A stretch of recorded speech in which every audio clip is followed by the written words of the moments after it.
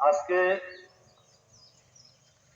আপনারা এখানে উপস্থিত হয়েছেন যারা ওই জানাজা নামাজে সবাই আইছে আমার বাবা হয়। দোকান সামনে একটু আগে একজনে বলে গেছেন যে তিনি আমার পরিচয় না, তিনি কিন্তু তার নিজের পরিচয়ে পরিচিত। এবং এখানে যারা উপস্থিত হয়েছেন আমি জানি ম্যাক্সিমাম লোকের সাথেই আমার বাবার সাথে ভালো সম্পর্ক ছিল। এখানে কয়েকজন চেয়ারম্যান আছে, তাদের সাথে সে চেয়ারম্যানে মানে মেম্বারি করেছেন, ইউনিয়ন পরিষদের সদস্য ছিলেন, ইউনিয়নে কাজ করেছেন, পরিষদের 2-3 বার সে ইউপি সদস্য ছিল এবং সমাজে কাজ করেছেন। সাহায্য গ্রুপ করতে গিয়ে দেখা গেছে সবাইকে কিন্তু হয়তো সন্তুষ্ট করতে পারে নাই। কারণ দেখা গেছে সালিশিকে এখন বর্তমানে যেটা আমিও করি, এখন বর্তমানে আমার কান্দেও এই চাঁদপুর ইউনিয়নের জনগণ ন্যস্ত করেছেন, দায়িত্ব কিন্তু আমিও দেখি। কিন্তু সালিশি ব্যবস্থা বিচার আচার করতে গেলে কিন্তু দোনো পক্ষ কিন্তু সমান হয় না। সালিশি ব্যবস্থা বিভিন্ন রকমের কাজবাজের সাথে জড়িত ছিল, আপনাদের সাথে জড়িত ছিল। হয়তো তার আচার ব্যবহারে কথাবার্তা যদি আপনাদের কারো কোনো কষ্ট পেয়ে থাকেন তাহলে আল্লাহর রাস্তায় তাকে ক্ষমা করে দিবেন।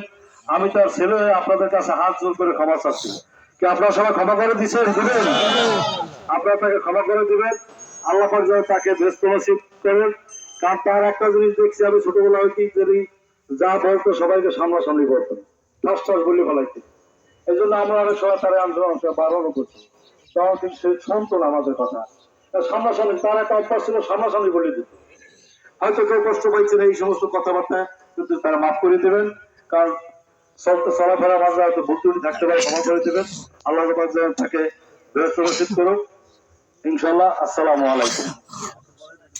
আর যদি তার কাছে হয়তো আমার জানা মতে তার কাছে কেউ পাবে না, তারপর আমি বলি যদি কেউ যদি কোনো কিছু পাওনা দেওয়া তার কাছে টাকা পয়সা পাওনা দেওয়া থাকেন তাহলে আপনারা আমাদের কাছে যোগাযোগ করবেন। কারণ আমার বাবা আজকে অসুস্থ অনেকদিন ধরে, কিন্তু সে কিন্তু স্বাভাবিক ছিল, সুস্থ ছিল। তো তার কাছে হয়তো কেউ পাইবে না আমরা আমার জানা মতে। তারপরে যদি তার মনে হয় যদি কেউ পেয়ে থাকেন, কোনো পাওনাটা থাকেন, তাহলে সে আমাদের কাছে আমাদের 2 ভাইয়ের সাথে যোগাযোগ করবেন।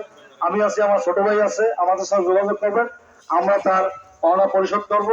আর আপনাদের কারো কাছে যদি থাকে তাহলে আপনারা সে পাওনা পরিশোধ করে দেবেন। এখন আমার বাবা জানাজা নামাজ পড়াইবেন আমাদের জয়ন্তুরে হুজুরে। সামনে সবাই চলে আসেন জানাজা শুরু হবে, চলে আসেন আপনারা।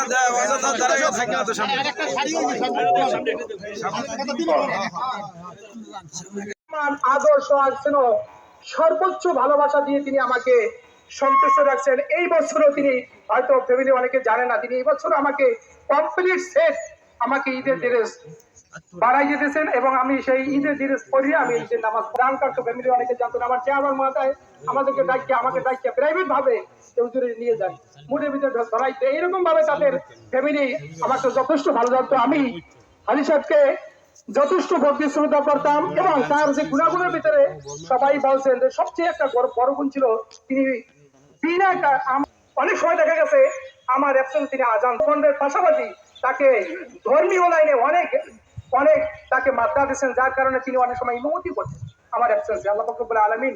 এবং তার শেষ বয়সে আমি এই 10